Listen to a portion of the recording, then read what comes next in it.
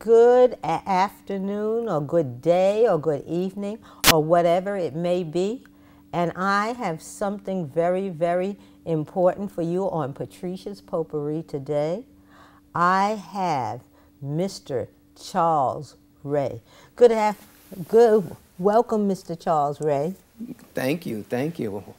Mr. Charles Ray is a unique gentleman. And just by luck, I found him.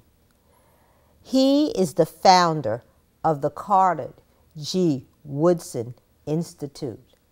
Mr. Ray, could you please tell us a little bit about, first, who Carter G. Woodson is, and could you please tell us second about what the Carter G. Woodson Institute is about? And what do you have right here? This is a picture of Dr. Carter G. Woodson. In this picture, I believe he's approximately about in his mid to late 60s.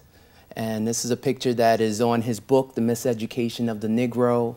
And it's a picture that you can probably find on the internet as well. But this is his image. This is his image, the founder of Black History Month or African American History Month. With respect to your question, Dr. Woodson, he is the founder of Black History Month, and he founded Black History Month in 1926. Okay, it started out as Negro History Week. And the reason why Dr. Woodson founded it was because of the birthdays of Frederick Douglass, right, and Abraham Lincoln. And he thought that in 1926, we needed to celebrate the Negro and their accomplishments to American history. And so when he started that, he didn't start it in a vacuum. He had done a lot of research. He was the second person to receive the PhD in history from Harvard University. He was the second African-American after W.E.B. Du Bois, who was the first. And he got his PhD from Harvard in the 1915. So around that time, you know, the turn of the 20th century, Woodson founded Negro History Week, but also he was doing a lot of research in Negro history and African American history. And in 1916, he primarily started the Journal of Negro History. So that has sort of been the journal in the academy, in the American Academy, that focuses on African American history. Mr. Ray, why do you think it necessary to have a Carter G. Woodson Institute? Well, at this point in time, we are here in 2015, right? And this year, the Association for the Study of African American Life and History is celebrating 100 years of the association, and that celebration will happen in Washington, D.C.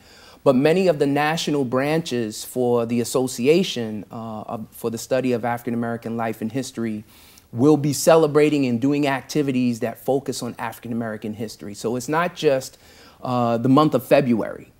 As Americans, whether we be of African descent or European descent, African American history is a part of American history. And so as the founder of African American History Month, Dr. Woodson believed in that, and that's what his philosophy really espoused. As well, the reason why I founded the Institute is because at this time, with all of the different cultures and ethnicities here in the United States, as well as globally, we need to create a space for our community within American history. We have to validate African American history. And it's not necessarily always in the school building or in public education or even private education. We have to do it as a community. And that's what I think Dr. Woodson wanted us to do, to really see our history, African American history, as part of who we are, to reaffirm our humanity as people. Mr. Ray, Mr. Charles Ray, what makes your Carter G. Woodson Institute, since we both agree that there's more than one, different from the others? Well, the CGW Institute, the Carter G. Woodson Institute that I founded, really focuses on academic achievement. Specifically, we have various organizations within the United States that focus on education, public education, private education. However, I wanted to institutionalize an institute that focused on African American pedagogy and how children learn, specifically in the African American community, and particularly those people of African descent here in the United States, that we can have a place that would advocate for young people and their education. So there are three areas that the Woodson Institute focuses on. One is academic achievement. Okay. The second component is parent advocacy. How do those parents who may come from different walks of life, African-American parents that may come from different walks of life, how do they go about advocating for their children in public education? Okay, so I do workshops that focus on helping parents develop the knowledge and the resources as to how to advocate for their children in public education. And then the third component is professional development. We have a diversity, we have a diverse teaching pool throughout the United States, and some teachers are not as sensitive to the issues of African American pedagogy, nor are they sensitive to who Carter G. Woodson is. So what I do is I teach workshops focused on familiarizing teachers and school administrators to the philosophy of Carter G. Woodson and how that can motivate African American students specifically in the classroom. Which leads to the next question is, why is Dr. Woodson's philosophy so important to African American history? Well, Dr. Woodson, in his book, The Miseducation of the Negro, that was written in 1933, he starts out his thesis in the book talking about how important it is for African Americans, or the Negro at that time, to understand that education has a purpose, and that unique purpose is not necessarily the overall American purpose. It can be focused on African Americans focusing on education having a purpose to create economics in their community. So he talks about how it's important for African Americans today to use education as a tool to create economics within their community. And so here in the year 2015, we can see with different communities, different people coming to different communities and living there and residing there, that the economic landscape has changed. You know, small businesses have changed. A lot of small businesses are closing. So there is a component within Miseducation of the Negro that talks about how African Americans need to utilize economics to guide the education development of youth. Oh. And so, and that's really very important into making sure that culture, that African American culture and African culture thrive within our communities. Thank you. Could you give me, please, some biographical information about Carter G. Woodson? Okay. Well, Dr. Woodson, he was born in West Virginia in 1875. His birthday, we just celebrated his birthday on December 19th. And so he was born in New Canton, Virginia in 1875. And when he was the first of 9 children, one of 9 children, and his parents were recently, remember, to put it in historical context, during the 1870s, we had just gotten, the United States had just gotten through with the Civil War, and then we had the ushering in of the Reconstruction. So you had a lot of manumitted freed slaves. So Woodson was the first child, was one of 9 children that was born not as a slave. So he was very much inspired that his parents, they were sharecroppers, and in West Virginia they had a mining industry there in the 1870s. So when he grew up not wanting to appreciate education and learning. So what he did was he went to high school when he was in his early 20s. And so he was able to get his education in his early 20s. And then he went to a school in Kentucky, Berea College. A lot of people don't know this, but he graduated from Berea College in 1903. Okay? And then later after that, he went on to one of the most prestigious universities here in our country, in the United States, University of Chicago, where he got the BA in history in 1907. And so from University of Chicago, after he got his degree, he also worked for the United States government. He went on to the Philippines.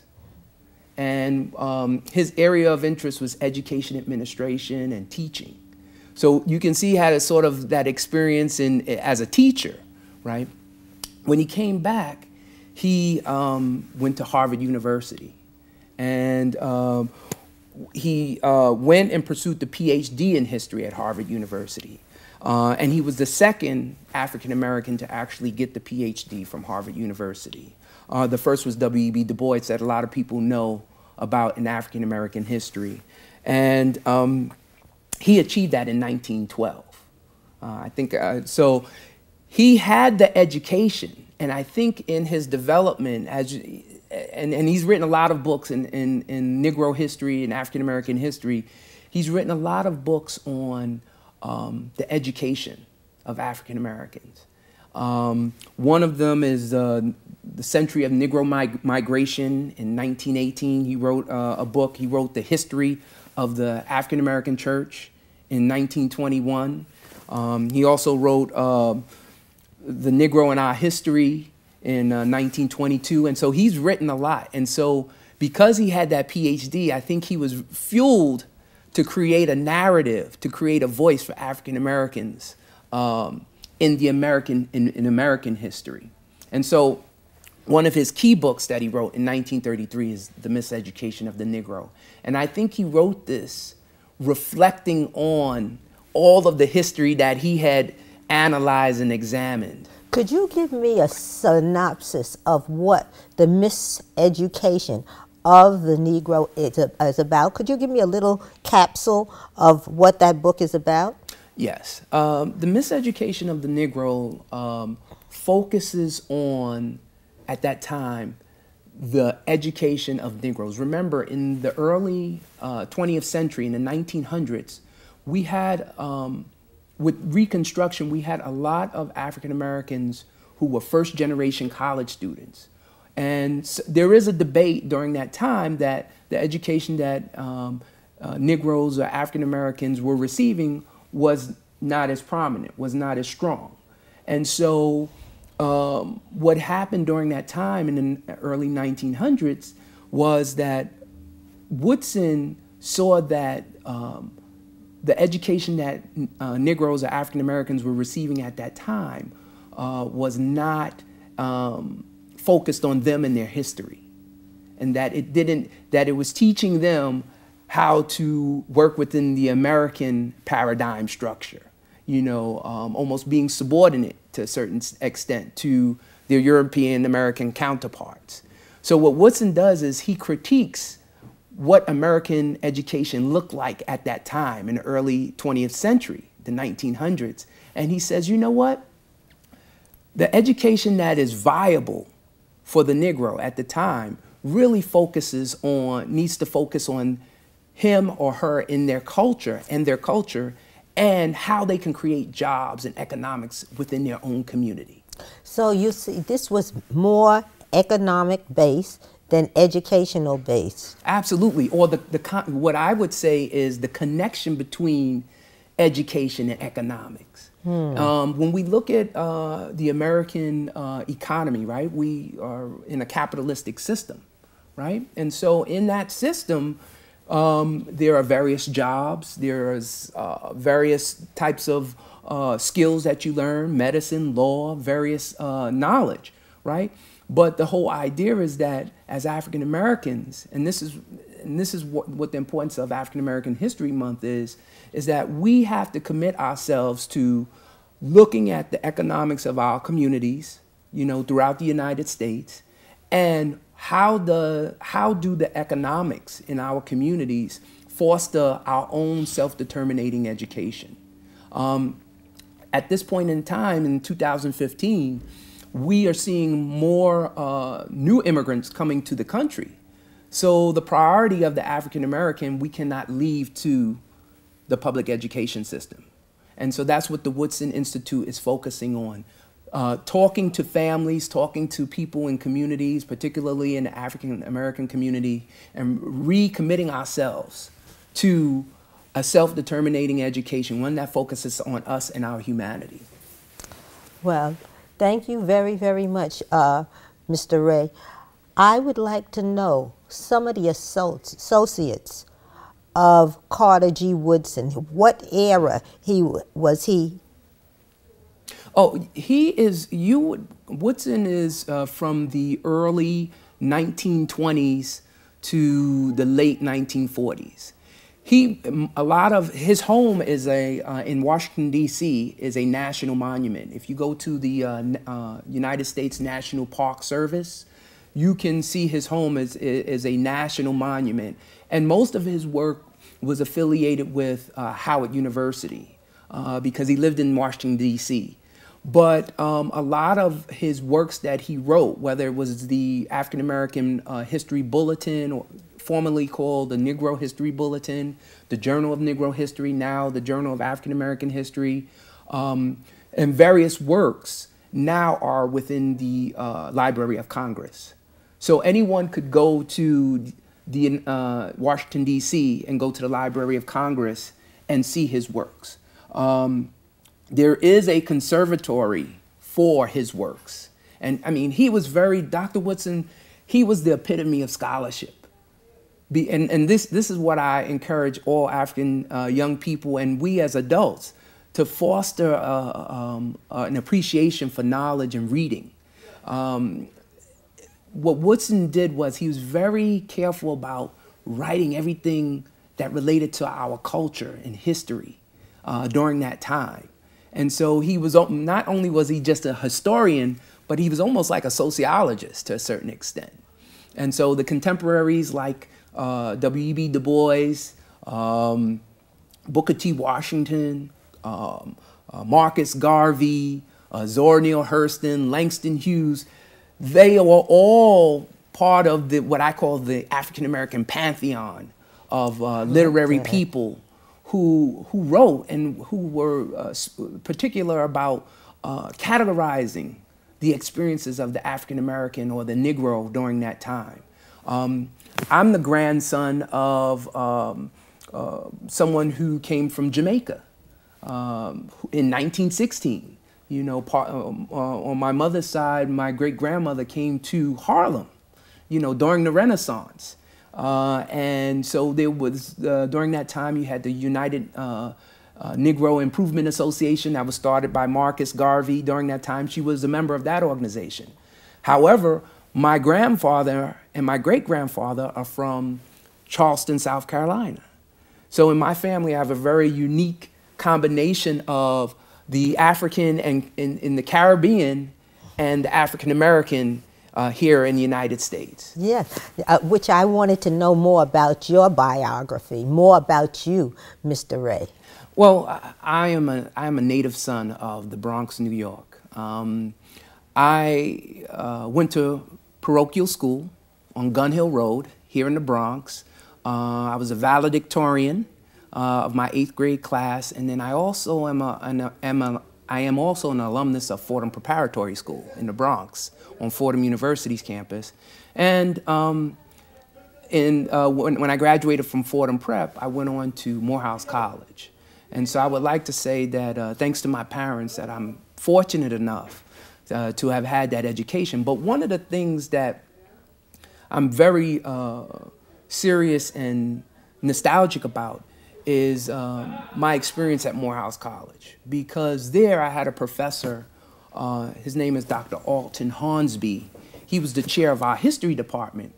He was also the editor-in-chief of the Journal of Negro History. So as a history major at Morehouse College, I was, I had a lot of interactions with Dr. Hornsby as he did the editing for the Journal of Negro History. And so that really influenced my, my hunger for understanding who Dr. Woodson was and his appreciation for African-American history. And my colleagues that I actually went to college with, we always used to sit around, when we used to prepare for exams, we used to sit around and talk about what it would be like to be these various people in African-American history. What were they going through? And if we think about it, Dr. Woodson, as the founder of African-American History Month, he wants us to, as African-Americans, to appreciate our humanity and the humanity of our ancestors, and that's what really African-American History Month should be about, being able to understand that we are not a monolith as African-American people, but we have different experiences that foster our humanity. What do you do within your organization? What if someone joins your organization? What would it be like? Well, first we have I encourage scholarship. Students or employees working within the organization, being able to catalog various internet sources. There's some research they'll have to do, and what we want to be able to do is take research that is written in the academy about the African American and be able to sift through it so that we can share it with African American churches, congregations of African American churches, after school programs, being able to work in with preschool. So really fostering an appreciation for African American history, and also helping with the issue of African American academic achievement in school. So what is your dream for your organization? That we could increase high school graduation rates here within New York City, that we can also increase high school graduation rates throughout the various cities throughout the United States, and also really being able to be a clearinghouse for students to come, regardless of whether they're in elementary or middle school or high school or even college, to utilize our institute as a resource that specifically focuses on African American history and African American education. Where will someone be able to find you? They can reach me through my email address, thewoodsoninstitute@gmail.com, or woodsoninstitute@aol.com, and they can send any type of mail or correspondence to me at CGW Institute, P.O. Box 2117, Peekskill, New York 10566. Now, I must tell you right now, I just saw somebody in our audience was looking for something to write with, and they were not able to get it on time. So could you please repeat? Yes, it's CGW Institute, P.O. Box 2117, Peekskill, New York 10566, and the email is thewoodsoninstitute@gmail.com or woodsoninstitute@aol.com. Very good. Will there be any activities, like you told me that there's a place that the Woodson Institute, is there a place, activity that we may go together? Well, at this present time, we are doing some activities with the Association for the Study of African American Life and History, the Bronx branch. The president is Dana Robbins. And so the Association for the Study of African American Life and History has a Bronx branch, and they're on the internet, I believe. But we're basically looking at the association and the Bronx branch as a way for us to interact with the membership and really begin to develop some workshops with respect to pedagogy, education, and history, appreciation for history. You know, you made me think about one time in the 1990s that the Department of Education realized that blacks were written out of history. And they had a search for inclusion. Okay. Could you tell us a little bit about that? And is that something that Carter G. Woodson would have liked, inclusion? Because I personally know, like, what Wallace Berry, a white man, played James Beckford, or